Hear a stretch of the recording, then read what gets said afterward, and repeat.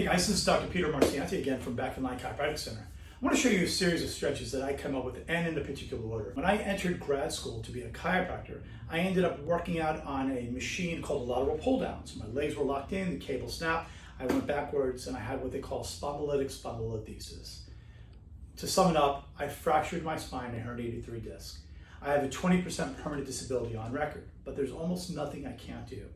I can mountain bike, I can play soccer, and I'm not exactly young. And one of the ways I'm able to do what I want to do is by my stretch routine. Now, my stretch routine is for anybody with lower back problems, but it's also anybody that's doing athletics that wants to be nice and limber. The order does matter in this. The first thing we're going to do is we're going to start off with the calves. I'm going to put my foot on a wall. We have 2 calf muscles. We have the gastrocnemius and the soleus. The one that you can see is the gastrocnemius. That's the one we're going to stretch out first. And my leg is stiff, and I'm bringing my torso, my whole body forward towards the wall. And I hold that for 20 to 30 seconds. But I'm not just doing that. What you can't see is I'm also flexing this muscle. I'm actually pulling my leg up as I'm going into the stretch. Why am I doing that? It's called reciprocal inhibition. What it means is what you do to one side of the body, the other side of the body reacts to. So I'll give you an example.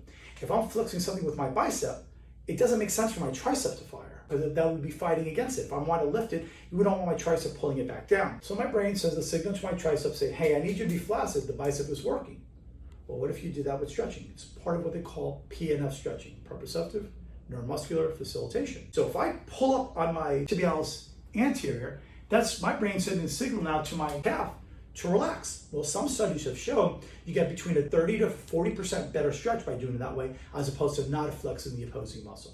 So once again, flexing my leg back, it's still flexed right now, even though you can't see it. And then I pull myself forward, and I'm just holding between 20 and 30 seconds. Next stretch would be the muscle that's underneath it called soleus. Now, soleus, for anybody who does athletics, you push off when you're in a running stance, that's your gastrocnemius. But if I bend my knee, it's soleus that causes you to push off. Unfortunately, most people don't stretch it, nor do they lift weights with it. That I can show you at another time. Now, for the stretch, what I do is I keep my torso back instead of bringing it forward. I'm still flexing this muscle right here, but I'm pushing my knee forward. That's stretching your Achilles tendon and your soleus. The next is the hamstrings. You should be the master of your own body. The body's not the master of you. Therefore, you don't bend over to the body comes up to you. Now, there's 3 heads back here. Biceps femoris, which is the outside one. The middle one is semitendinosus. The medial one is semimembranosus.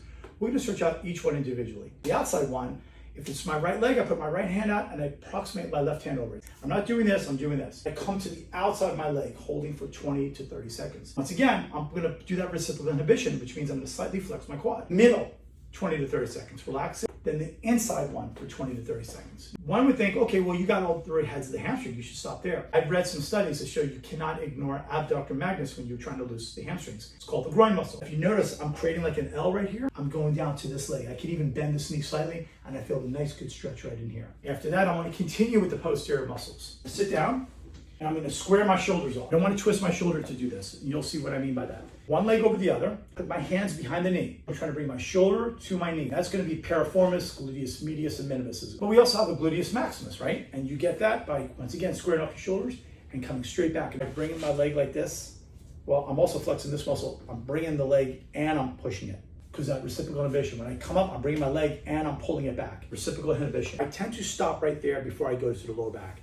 So now I want to go to my quads. For the quad, I'm going to grab onto my toes. Why?